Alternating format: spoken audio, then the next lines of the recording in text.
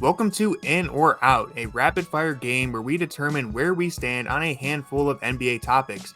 I'm Tony Pesta, and joining me today are two very special guests joining us all the way from the land down under. Ben Vallis and Jake Eisenberg are here bright and early from Australia to talk all about the Boston Celtics. Guys, thank you so much for taking the time to do this. Of course. Yeah. Thanks for having us. Ben and Jake both host the First to the Floor podcast, where they provide some truly awesome coverage. I mean, I've really been enjoying the content you guys put out. I love the Underrated Plays series you have going on. It's so good.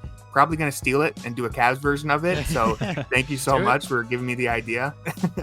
And we stole it from somebody else. Oh, yeah. Well, now I'll steal it from you. I'll just keep the chain going.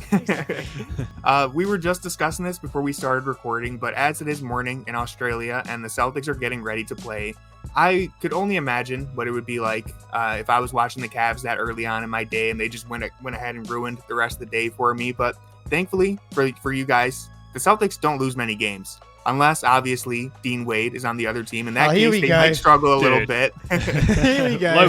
Low blow. God damn, be done. Like, we've lost twice in what feels like forever. One of which to the Denver Nuggets, fair. Mm. And to the Donovan Mitchell Dean Wade masterclass. Yeah, wow, dude. Like, there was an Austin Reeves loss in there as well, Jake, unfortunately. Yeah.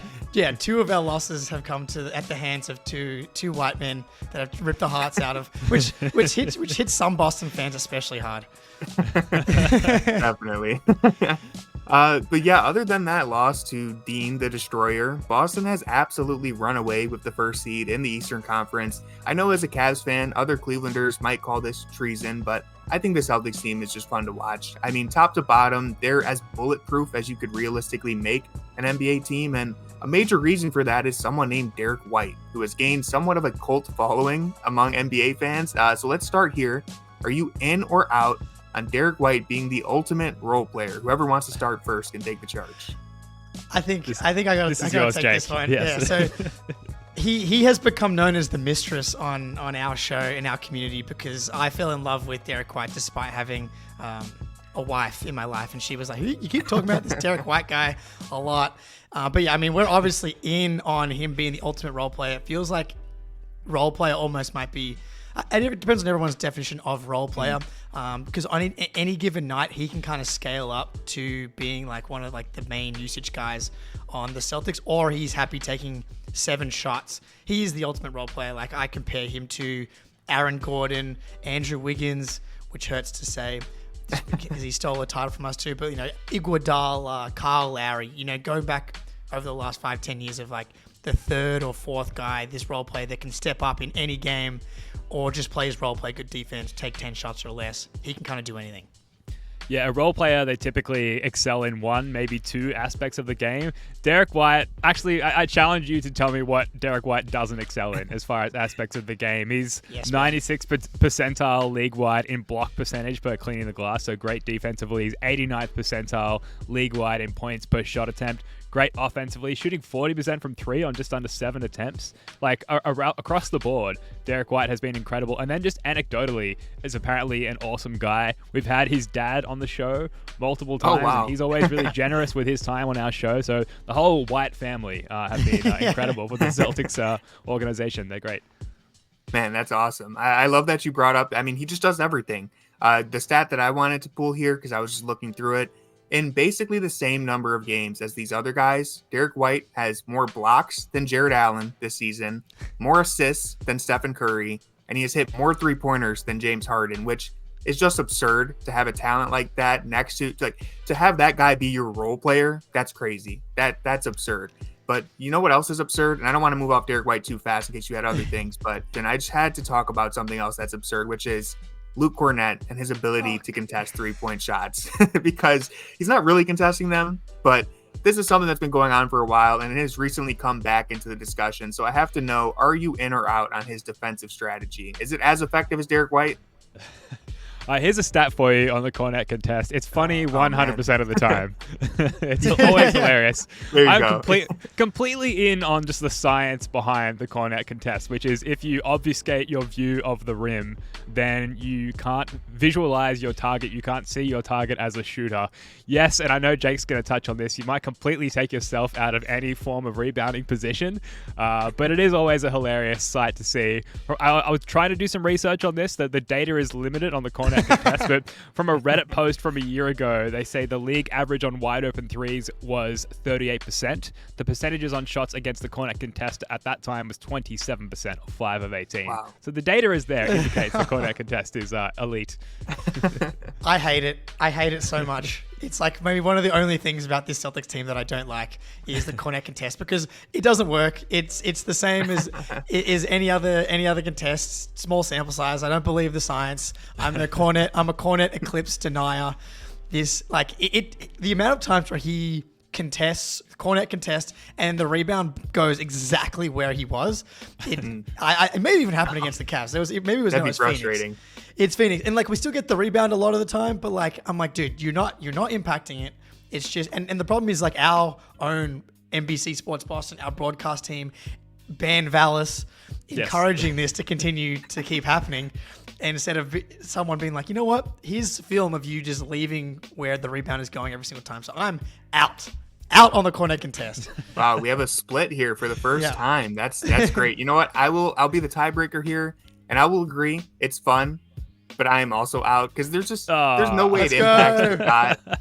There's just no way. You did pull up the science, which I'm glad you did because that maybe there's something there to it. But listen, I feel like it doesn't impact the shot. Maybe Victor Wembanyama could do it, and if someone shot a flat shot without enough arc, maybe he could just pick it out of the sky because he's that insane. But I will say Kornet has been great this season. He's been a lot of fun to watch. And another thing, sneaky great at celebrations. He's one of the sneaky guys who he always has some hilarious celebrations. I loved him doing the ice in his veins at the free throw line in the third quarter. So what's not to love about Luke Kornet? He's goofy, and clearly there's some science backing up his strategy.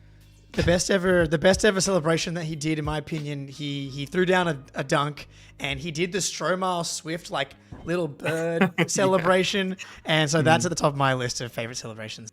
Moving forward, I feel I have to issue a formal apology for when I was on your show because I was not all that excited about the Kristaps Porzingis trade, at least nowhere near as excited as I should have been, because he has been deadly this season. I think I know your answer to this already, but looking back at the trade to acquire Kristaps, and obviously you had to give up Marcus Smart, which wasn't easy. Are you in or out on this deal? We're so in. I think I can speak for us both, right, Jake? And it helps. So KP had obviously huge shoes to fill coming in and replacing, to some degree, Marcus Smart. I think a lot of fans, naturally and rightfully so at the time, were devastated to see the departure of Marcus Smart just because he was the backbone of the team's culture. He was the catalyst for the name of our show, First to the Floor, just for his prolific nature of throwing himself on the ground at any opportunity. And KP has filled those shoes. And it helps that Jrue Holiday also came in from a literal defensive point guard perspective and has literally filled the shoes of Marcus Smart in his defensive prowess. But KP, I think the most underrated thing about him is how he's unlocked Jaylen Brown. And then for Jaylen, that now seems to have evolved to the point where JB is now awesome even without KP on the floor. It seems like the starting point was, okay, let's start you off with the 7'3" Latvian god, and then he's going to miss some time, and let's see if you can keep it rolling with him out. And he has, clearly. He's in all-NBA conversations from Jaylen Brown's perspective since the All-Star break. So KP, I won't even get into the shooting numbers and the rim defense. I'm sure Jake will touch on that stuff, but he's absolutely soared above my expectations going into this season. Yeah, I mean, Brad Stevens absolutely did it with this one. This was the thing. The reason the Celtics did not win the title the last two seasons, if you're going to pick one thing, it's the offense breaking down at times in the Warriors season 22 finals and last year in the Heat finals, and Kristaps in particular against switching defenses. That you can't do that against the Boston Celtics anymore. No. They completely revolutionized their offense from a post-up perspective. They're second in the league in post-up frequency, behind only the Nuggets and Jokic, and they're first in post-up efficiency. And a lot of that comes from Kristaps. Anytime he gets any non-center switched onto him, they just feed him the ball, and he's like at 1.38 points per possession, which is just an absurd number. And so that's just changed the Celtics from an offensive and a crunch time perspective. I think it's something that they've kind of kept to their chest a little bit. I think that's gonna be a real staple of the playoff offense, is post-ups and attacking mismatches through Kristaps. And then from a chemistry perspective, we were like, Marcus Smart was, the heart and soul of this team, loved and trusted throughout the world. And Kristaps has come in and been like a just absolute joy. No one has ever had more fun in life than Kristaps Porzingis has had this year. He's just constantly high-fiving. He's winking at everybody. He's just having like the time of his life. Yeah, we call him, Latvian Moses, Latvian Buddha. He's just the bear slayer. The bear slayer. He's been a revelation, and only 28 years old too. I think we've got to point out as well that with Time Lord Robert Williams going out, there were some concerns about defense around the rim heading into this season. And Porzingis, he's averaging 1.8 blocks per game, and then defensive field goal percentage around the rim. So 6 feet or closer to the rim, he's limiting opponents to 49%, which might seem high-ish, but compare that to Rudy Gobert, who's in D-play conversations. He's holding opponents to 48% at the rim from the same zone. So very comparable there, rim defensively to Gobert. He's been great. Yeah. Anytime if I'm watching the Celtics and the thought crosses my mind where I'm just like, this team is unfair, more often than not, it's because of something Kristaps is doing. Like either how do you defend this guy? You can't switch. He's just too tall. He can shoot. He's a 7-footer who can pick and pop. He can dive to the rim. He's athletic enough to protect the rim. He's just, I was worried. I think most people were worried about the Marcus Smart trade because you're losing that motor. You're losing kind of that connector piece. And then you have Derrick White come in and be the guy he is. You have Jrue Holiday come in and replace some of that. And I'm not going to jinx you guys, but he's been pretty healthy. Kristaps has been able to play in more games than I think anybody would have hoped for. Again, I won't harp on that too much because I don't want to wish anything bad on you guys, but careful. He's definitely surpassed all of my expectations. Almost to a bad degree, because I'm looking at this Cavs team like if somehow we face you guys, I don't want to have to go against Kristaps. But as I said earlier, we have Dean Wade to save us, hopefully. Clearly. Yeah, that's right. One of the few Celtics killers this year, unfortunately.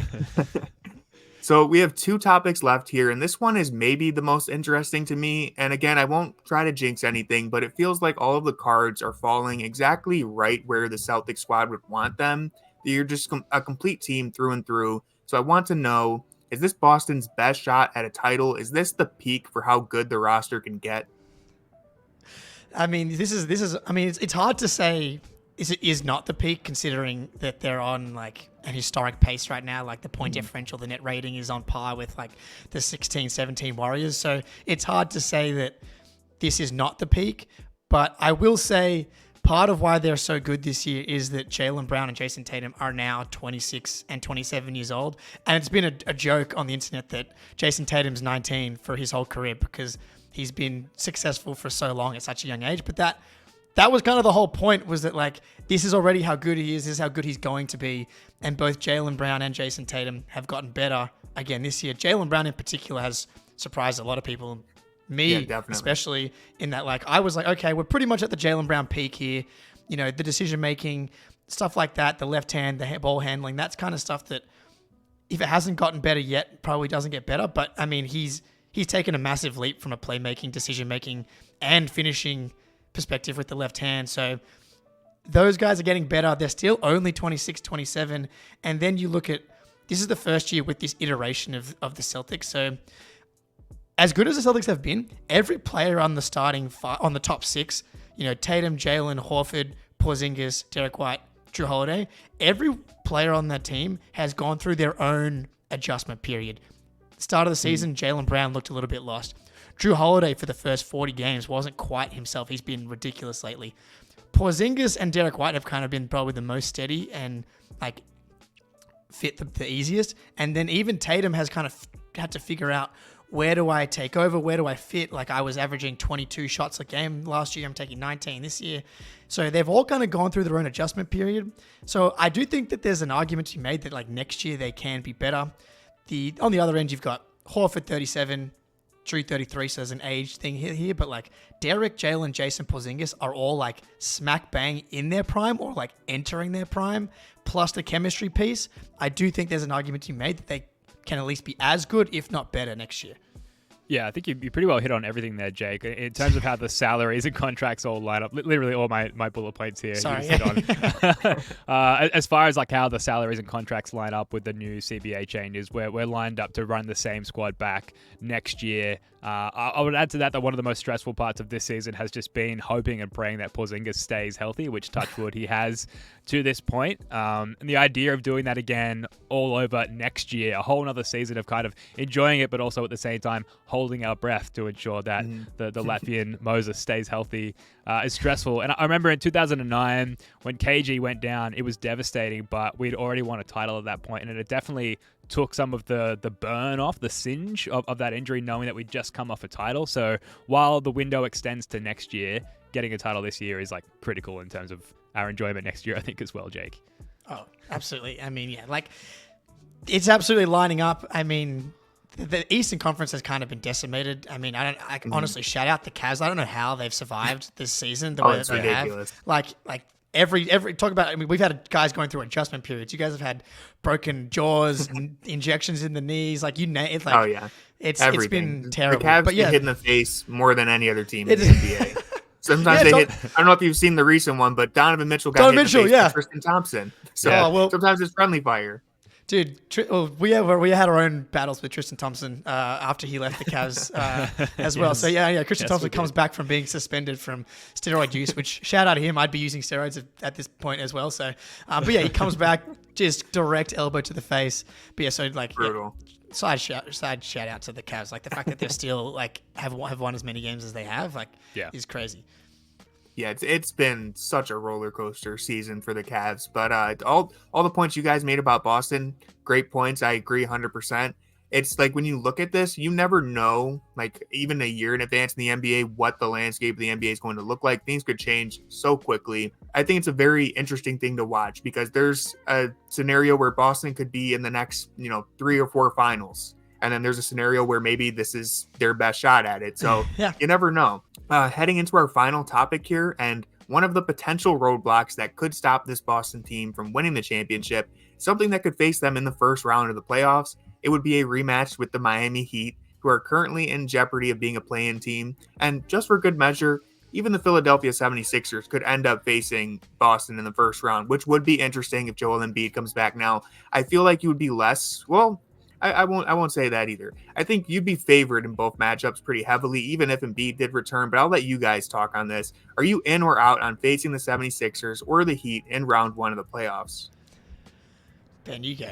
I am very out on facing the Heat. I think most Celtics fans are. It is a pretty divisive subject. I think some people are taking the revenge perspective of wanting to face the Heat early, keep the team focused from round 1 and enact some form of revenge over the Heat. But historically, in this era of the Jays Celtics, if you're really physical with them, really handsy in the paint, swiping at the ball, and in Bam Adebayo's case, setting the most egregious of moving screens, you can kind of force the Celtics out or off of their ideal rhythm, which is kind of this fluid finesse version of the game. And the Heat have always been the head of that snake. Like they take that approach of physicality and they walk it all the way up to the line as far as what the refs are willing to allow, and then kind of set and maintain that tone of physicality for a series. And that can be really dangerous for this Celtics team that doesn't have a lot of flaws, that don't have a lot of vulnerabilities. The Heat know what those vulnerabilities are and will find and exploit them.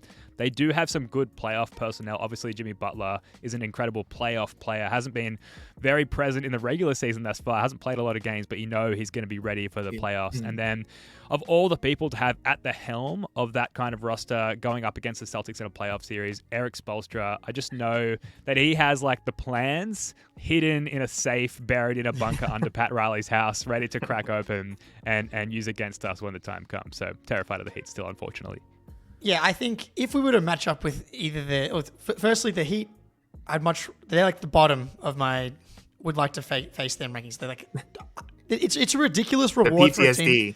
Yeah, the PTSD, also to be fair, we've played 2 series with them in the last 2 years. We're tied 14-14. Yeah. And we lost a series 4-2 in the bubble back when Tatum and Jalen were just babies. But like the reward for being a 65-win dominant team and then getting the Miami Heat or a Joel Embiid 76ers team is kind of ridiculous. Which Yes. I'm a proponent of. You should be able to choose your first round matchup for the top 3 seeds. Oh, that'd be interesting. I think that's, and I think we add a real layer of intrigue. It's actually, like, firstly, join the First of the Four Discord if you want to be in Celtics chats. But like every day, because we've locked up the 1 seed in both, pretty much, definitely in the East and pretty much in the overall as well.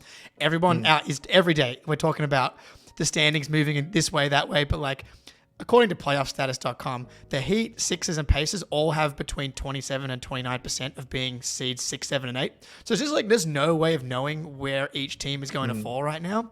But so Just every hoping day, for the Pacers, I'd have to assume. oh, well, that's what's interesting. Is like in the Discord, we got a bunch of people that are like, "Give me the Heat. We want the Heat. We believe that we're way better than we were last year. They've got no chance." Which like I tend to agree with, but I'm like, I want the easiest possible path. I want to get out of the first round as fast as possible. Who has the best chance of pushing the Celtics to 6 or 7? It's the Heat, followed by the Sixers. The Sixers can't win unless Embiid's in like prime form, and he's just not going to be that. Like he's never been able to make it through a playoff series anyway, like from a conditioning, from a physical. So like if he comes out now and tries to play against this Celtics team, I just don't think that they can do it. So like for me, it's just give me the path of least resistance. You want luck. Like the Nuggets got a nice, easy, cruisy path on the way to the finals. The Bucks got a nice, easy, cruisy path to the finals. Like they copped, Kyrie and Harden get injured. I don't want anyone to get injured, but like give me the easiest possible matchups. And if Jamal Murray, gets a stomach bug for games 1 of the finals, I'm gonna be like, don't care. Give me the Mickey Mouse ring, dude. Get me out. Yes, Get me time. out. Get me out. Yeah. And anyone will take the Mickey Mouse ring. Yeah. Even if they pretend that they won't, they'll take it.